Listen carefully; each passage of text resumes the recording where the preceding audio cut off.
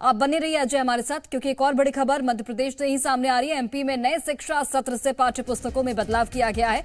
पाठ्यक्रम में कई महापुरुषों और संतों के नाम शामिल किए गए हैं। 8वीं की हिंदी में भगवान परशुराम को पढ़ाया जाएगा।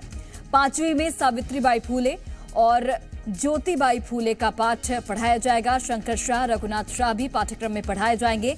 नई शिक्षा सत्र 2025 से जनजाति नायक शंकर शाह और रघुनाथ शाह को भी पाठ्यक्रम में शामिल किया जाएगा। यह गोट शासक थे और उन्होंने देश की रक्षा के लिए अपने प्राणों का बलिदान दिया था। अजय लगातार जुड़े हुए हमारे साथ। अजय, यहाँ पर शिक्षा प्रणाली में एक तरह से एक नई पहल, एक अच्छी पहल इसे कह सकते हैं कि महापुरुषों और कई संतों को इसमें शामिल किया गया है। जो हमारे भारत का जो एक इतिहास है, एक विशाल इतिहास है, उसको बताने की कोशिश इसके जरिए छात्रों को की जाएगी।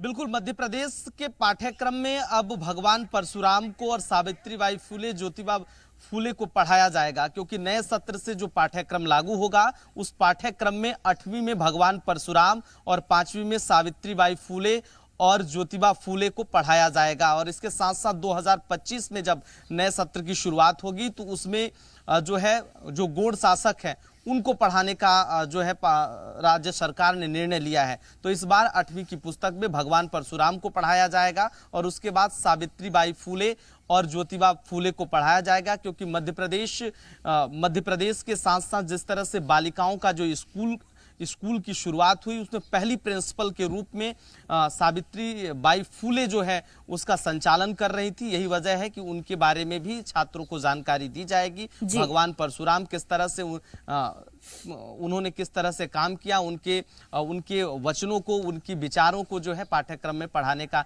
ऐलान किया गया है, क्योंकि मध्य प्रदेश सरकार ने यह निर्णय लिया है। और इसके साथ साथ जनजाति जो नायक हैं शंकर शाह और रघुनाथ शाह, किस तरह से उन्होंने अपने प्राणों की आहुति दी थी, बलिदान दिया था देश की रक्षा के लिए, तो तमाम चीजों को लेकर अब सरकार ने निर्णय लिया है। कुल मिलाकर देखिए अजय, तो महापुरुषों के बलिदान की जो गाथा है वो छात्रों को बताई जाएगी पाठ्यक्रम के जरिए, और एक नेक पहल इसे कह सकते हैं। बहुत बहुत धन्यवाद।